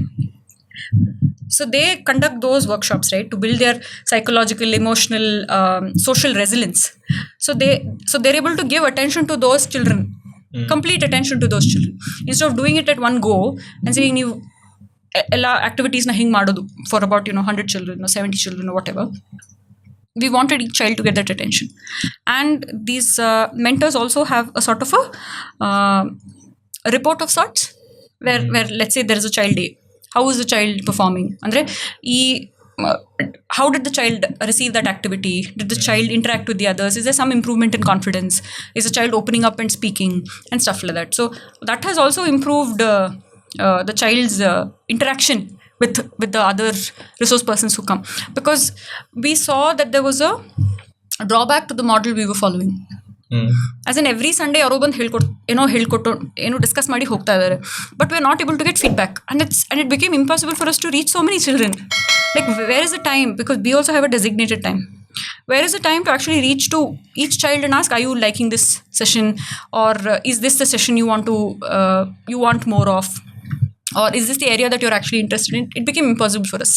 So we thought through the mentor we can do that.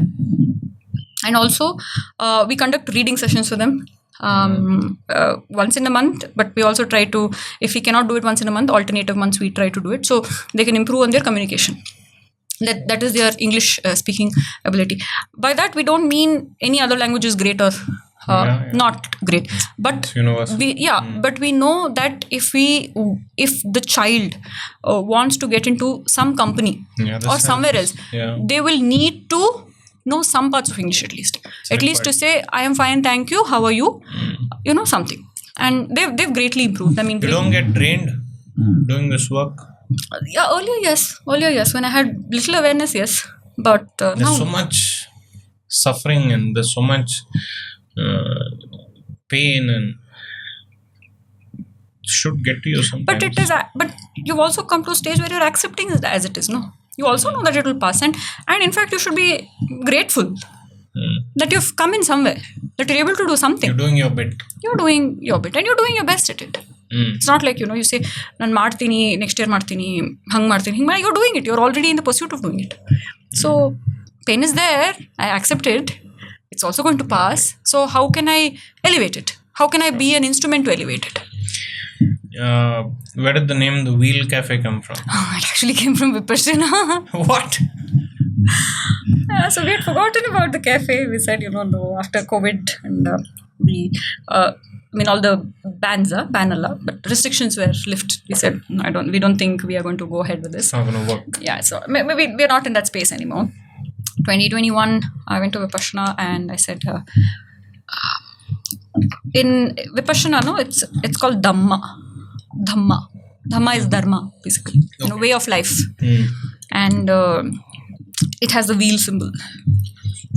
I said, this is it. Can't call it Dhamma for sure, but I want to call it the wheel, because you're constantly moving in circle until you really take an axe and break it. the cycle of birth and death. Oh, so you can break it. The wheel? Yes, the wheel of life, sure. The cycle you of can birth. break it. Of course, there have been, no? I mean, that is that's conscious, or ಅದಕ್ಕೂ time ಇದೆ? ಅದಕ್ಕೂ time ಇದೆ. ನಾನು ಮುಗಿಸೋದು ಬೇಡವಾ? ಇದೆಲ್ಲ ಮುಗಿಸ್ಬೇಕಲ್ವಾ? ಈ transactions ಎಲ್ಲ ಎಷ್ಟು ಮುಗಿಸೋಕ್ಕಿದೆ, right? But awareness gives you so much power, so much power. I mean, I don't mean it in a very egoistical way of holding something in my hand. It gives you strength. We'll go a little deeper. You all are little one more level deeper over. So I think it's a very interesting concept to say I can take an axe and break this cycle of life and death, and it's also interesting to say that at some point this needs to stop.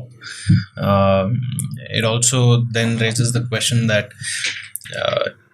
so if, we talk about the body and soul as two separate things, and then there is this concept of saying the soul travels through different bodies, and the journey is actually the soul and not the body. And correct me if I'm going wrong in any of these terms, right? But I'm leading this to a good question. So then there's this concept of saying, there's this karma that you need to kind of pay or live through, at least in understanding what you have told me. So now, does every soul live equal number of lives? We'll see. I'm not an expert in it, so I will not even make an attempt. View, no? Are we saying that some are longer lives? See, if you're taking that, if you're believing that there is a original point from where you have broken away from the supreme consciousness or the higher consciousness, then all our times are the same, no? Andre, you're split at the same time. You're split at the same time. You've moved away from the supreme at the same time. Everything is equally as old. And then we'll go back also at the same time, you're saying.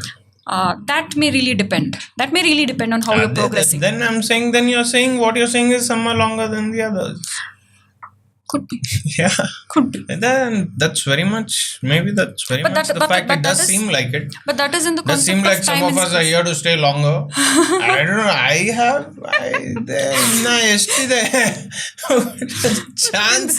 But you can break it in that life itself, because you can go through it, and that's why Vipassana gives you the tool as Isha Kriya. I think that's what they call it. There is Kriya Yoga. So many forms of meditations that give you the tool to break from your cycle of birth and death. Yes, you have to go through your karma. All of that is as real as it gets, but you will go through it with such level of awareness. Because see, you're not attaching anything to the situation. You're looking at it as it is. It's come up. It's risen. You're seeing it. You're observing it. You're accepting it. And you know, along with the balance of your mind, you know it's going to pass. So none of it is affecting you at all. Any kind of karma, good or bad. There's no value attribution to it. Because why? That third part has not even come. Feeling and judgment is not even there. There's only cognizing it. There's only observing it. Observing the reality of what the nature has presented as it is. So, where is the suffering, Alva? Right, there is pain, yes. But have you suffered? See, when you do Vipassana, I can only talk for Vipassana because I've only done Vipassana properly. I've continued with the practice, and it has made absolute sense, practical sense to me for the conscious mind that I have, for the mind that I embody at this point in time, or in this particular life.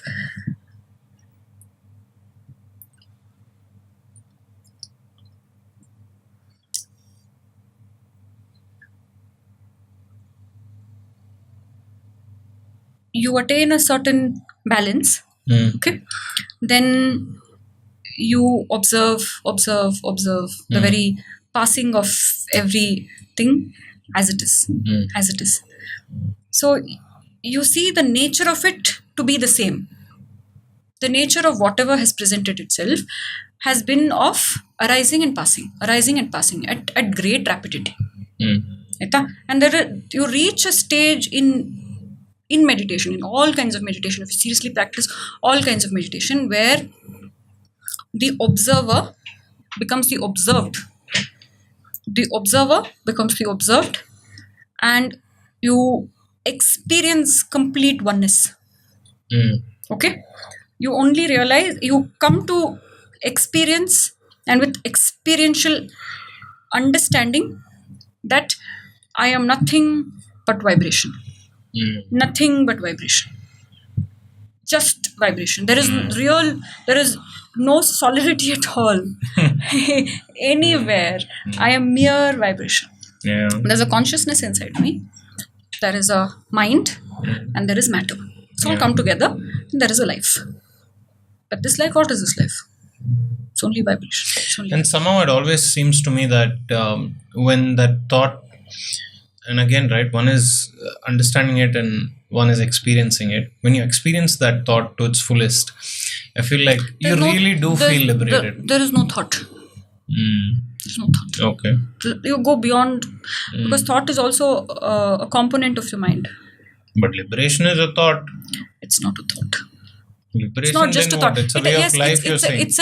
At this point in time, it looks like a concept to you, because you're intellectualizing it. Yeah. But when you experience it itself, and you've gone beyond the mind, there was no mind at that point. There was only pure vibration. And when you are vibrating on the level of everything, right? Even you open your eyes and you're seeing just vibration. That is, you are experiencing the arising and passing away of your subatomic particles, and there is no solidity at all. Then who's Adarsh? Who's Adarsh? But of course your ego arises.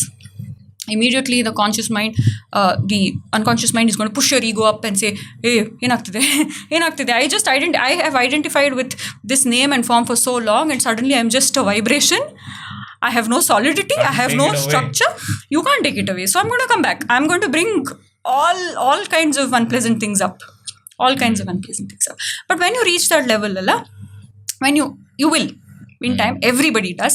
It's more like rivulets. Rivulets, is it the right word? Where there are smaller pathways of the river. Smaller and smaller streams or lakes or whatever. Eventually your path is going to get smaller and smaller. And so everybody is going to come to that experience. And I'm sure that somebody else has explained this in a different way. Okay. Everybody explains it in their own way, in the way they have understood language, they have perceived that language, and they've been taught. Because language is only a medium at the end of it. So, ನೀನು ಬರ್ತಾ ನೀನು complete ಆಗಿ merge ಆಗಬೇಕು ಅಂತ ಹೇಳುವಾಗ ನಿನ್ನ supreme consciousness ಓಷನ್ಗೆ ಚಿಕ್ಕ path ಹಾಕೊಂಡು ಹೋಗ್ತದೆ. So you have to come to experience it. You will come to experience it. Nice. I like. So even if you're going to take birth to finish your karma, right? You're saying in this life you've had the seed of a strong meditation practice, and you've continued it. You've made it a way of life, and you're also aware that I have a lot to complete, finish. Also, you've already made up your mind. Now when you said personally already made up your mind that namgalla innu sumar ide and already you made. See how you are important to be open about your thoughts, no? Open about your thoughts, yes. You becoming aware and accepting of it is good. Just aware and accepting on it. But you're also sort of creating a different line of manifestation for yourself. No, I think I'm aware of where to draw that line. Yeah. No, it's not like a personal attack. No. Because I'm also just discussing with you that though that feeling comes up very often, that it's like, no, that's too much. I do know that's like a, very unanalyzed thought that I've just kept. I've not really sat with it. So I'm very aware of the fact that it's not really concrete. Right? Yeah. Because the realm of manifestation is very real. Extremely real. Yeah. It's extremely real. True. You can manifest a lot of things. And manifestation works. I'm just giving you a line of this. I think it's been spoken about a lot in a lot of books and a lot of places. And I think there are certain teachings also that are based on visualization and manifestations and everything. And it probably falls in line with certain materialistic gains that you are looking forward, right? But sells easier. Right. If you want to manifest anything at all, right? One, you cannot make the object of your desire in the future. It has to be here, already in you, and it cannot have a sense of control over it. Andre, it beke on attachment error. Desire is not bad. Siddhartha Gautama never said desire is bad. No, none of the gurus actually said desire is bad. Attachment to the desire, that's where the catch is. So you want to manifest something, say to nature. Nature is there only for you. You're a manifestation of the same nature. How can nature say no to you? Right? It can't. It loves you. And it somehow wants you to realize the love that is within you and go back. Not go back really, but you will come back and manifest yourself again and again to serve certain kinds of purposes. With a balanced mind, we'll come to balanced mind also. The balanced mind, the object of your desire is not in the future, it's right here. It's right here. I've already attained it. I have it already. That's how manifestation works. And the sooner you let it go and don't grasp it and say, I want it, the sooner it happens. Adke a balanced of mind is more important. I think I digressed from the other train of thought that we were. It's okay. I like how open you are and trying to simplify these things takes effort. I understand that it takes a lot of effort to simplify it sometimes. Move into maybe one or two more topics before we close this. Yeah, the more we speak about this and the more this topic continues to run in my head, there was never a need, but the bigger need to, not really believe that religion was the origin of a lot of things. I feel like religions became just structured tools and structured languages to meet certain demography of people. And to just put it in simple words, the things existed before religion. Truth existed before religion. Experiences existed before religion. And to say that the origin of the origin of the truth is religion, that these concepts, these teachings all started with religion, I will never agree to it, because I feel like some of these concepts existed before religion, and religion was just tools to communicate this language. And for people to say that it's all about religion kind of gets tricky to agree. We can also try to understand what is religion then, a way of life. No, but first of all, you agree or you don't? I think there's no point in forming more and more organized groups. If you are on the path of liberation, or you're seeking something beyond the mind and the body, complete liberation from everything, then if you're going to constantly attach yourself to organized groups of any sorts, you call it religion or with another word or term or whatever, it will hinder your progress much more, because you're still in the intellectual battle of it and the philosophical battle of it. You've not even gone beyond philosophy and intellectualism, right? So maybe that's not their goal at all. Maybe liberation is not even the goal. So maybe they're supposed to finish that. Very strong statement. I mean, I'm saying it based on people who will get angry about it. The reality is they'll not even understand what you said. You know how sad it is. I of course, but like I said, only so messed up. I'm saying, see, you're tying yourself in more and more knots in debates about things, and there is no need to, for me also, there's no need to show anybody or anyone that I am great or not or whatever. Yakandre naan ಅನುಭವಿಸ್ಲಿಕ್ಕಿರೋದು, only I have to go through it, right? So when I realized that my progress is only in my hand and I have to do it on my own, so there is no comparison to anybody or anything. So I feel it's very simple. Yeah. I kept asking Gubbi also, I asked you also, is there anything you want me to touch upon? Is there something I should not say and stuff like that? But I think it's what it is, yeah. It's the truth of it. I've come across this a lot of times, and I'm quite straightforward with things. Okay, how can you mince it? What is, it is. Sure. Right? Sometimes you can avoid saying it, but your religion, whatever religion we follow, or way of life we follow, if it is taking us through or to the path of liberation, then that's the right path for you. Sure. Yeah. That's about it. What are you seeking out of it? Right? You're seeking peace, you're seeking comfort, you're seeking happiness. Your way of life is giving it to you. That's it. That's the end of it. There's nothing more to it.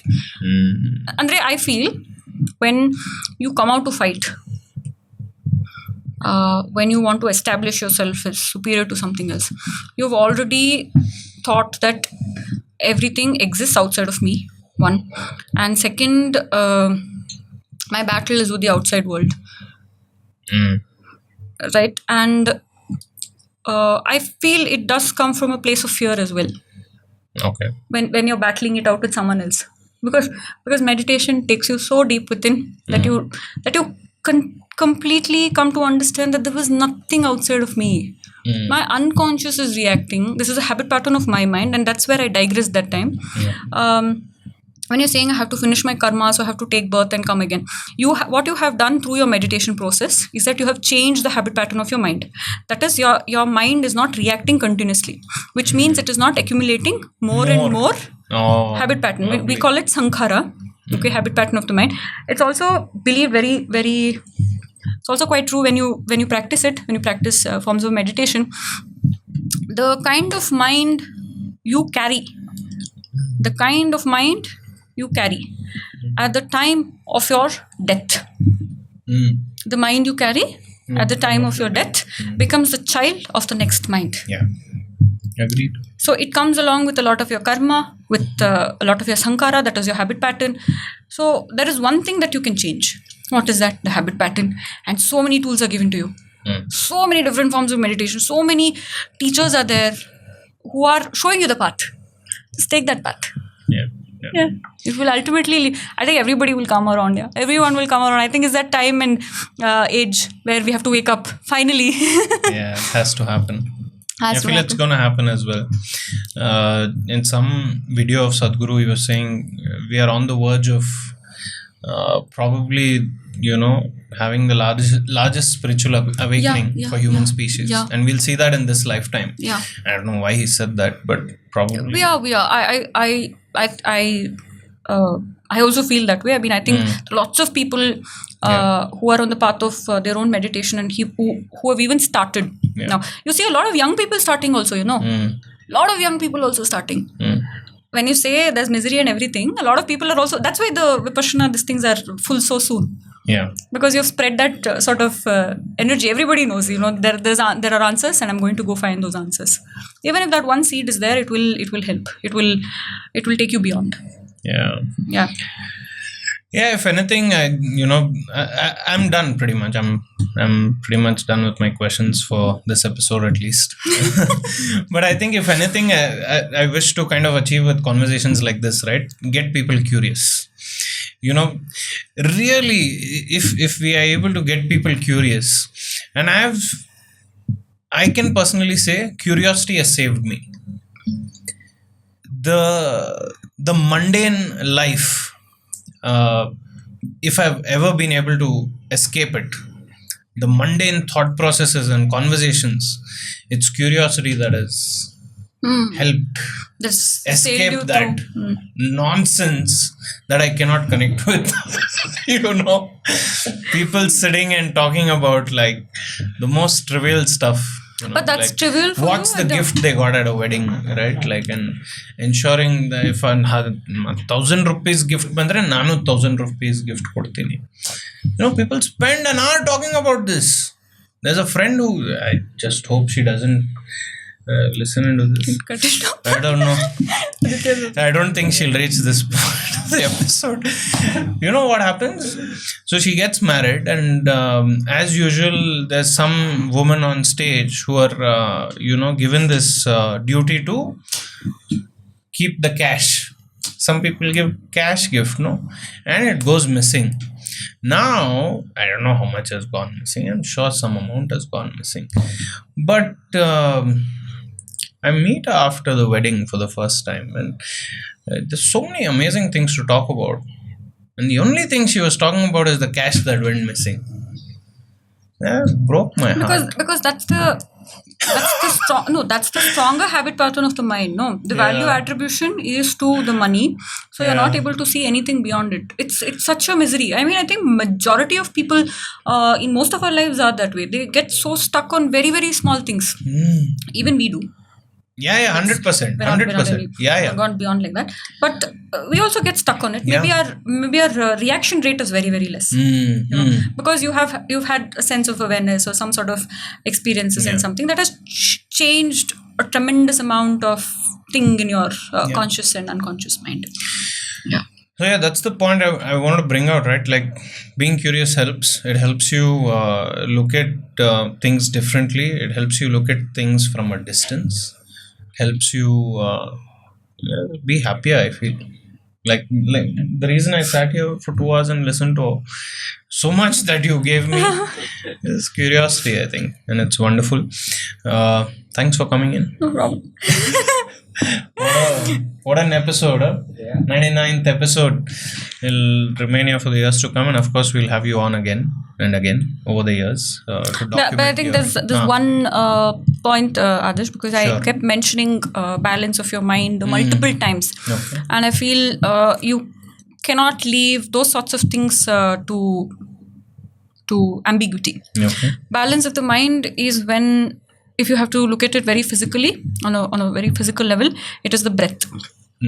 How the rate of your breath is, that's the balance of the mind. It's a normal, usual breath. That means you're in balance, because that is the bridge to your unconscious.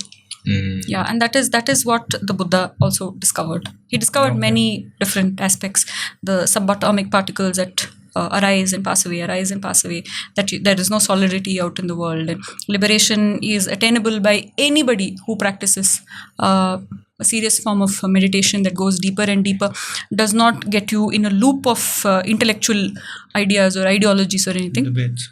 It's experiential wisdom that there's nothing, but also, right, when you talk about Maya and everything, the outside world is real, it is real, but what is the Maya? Your understanding of the world, and this unconscious reaction that you're continuously doing, and you're getting more birth after birth after birth, because you're constantly reacting, you've accumulated something. Complete madakku neen barbekagtade. So that was his major contribution. Siddhartha Gautama, the Buddha's contribution. Of course, he's the enlightened one and everything. I'm just putting it in very, very simple terms. I am not demeaning or condescending any of it, but I'm saying it in very simple terms, as most people can understand it. The balance of the mind is that, where and you can also, breath is the bridge, and you can also understand how physically fit you are, how much you can exert your body through your breath. I'll give you a very fine example of it, a very recent example of it. So I started yoga a couple of months ago now, and that was my very, very strong resolution. I'm very glad that I've continued that this thing, because it really brings your mind and body to balance. Balance anta heluvaga, it helps you discover your own body through the mind. Because the mind discovers the body and the capacity of the body. And when you do certain postures, right, if you start to, it becomes very uncomfortable, like pain aagtade, and you just want to get out of that posture and all that. If you start observing your breath, it's gone already haywire.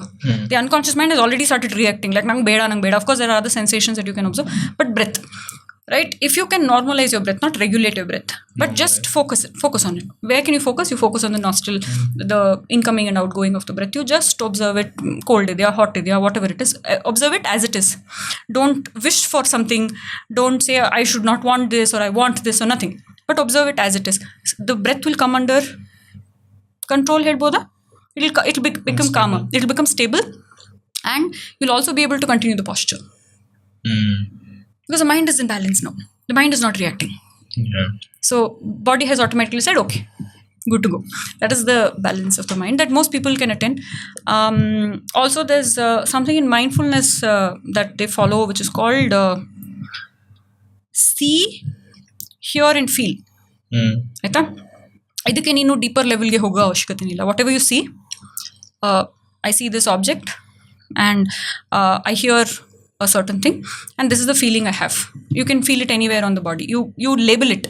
I see this is called microphone. I see the microphone. Andre, I'm talking about very, very stressful situations, not to react to anything.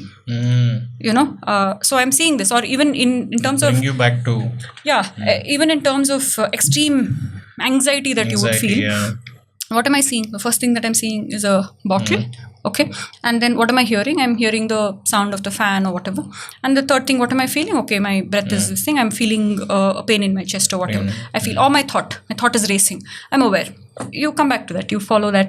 So your reaction rate has decreased, but your awareness to things has increased. And the reason I mentioned this is because perhaps people may not have the time or this thing right now to go into Vipassana or any other serious forms. But at least they can use this too. Yeah. Thank you. Okay. Miss Deepika Appaiah. You're welcome, Adarsh. Thank you for coming in. Like I said, we'll continue to speak to you on this podcast over the years. And of course, the conversations will only get more interesting. This is just the beginning. And yeah, thanks for sharing so openly. Thanks for coming here all the way. And yeah, we'll see you on the next episode. Yeah, when we slow down completely. When we slow down. Very consciously start living and observing everything as it is and accepting it. Let's work towards it. This was episode number 99 with Deepika Appaiah. If you watched till here, you are a gem. And if you sat through it, what are you? A treasure. Let us know if you watched till here. You should definitely let us know. Either message one of us or drop a comment. I think it's really special if you watched till here. And yeah, the 100th episode is also coming up. That's going to be special for us too. Stay tuned for that, coming very soon. And yeah, as always, we'll see you on the next one. Thank you, Deepika.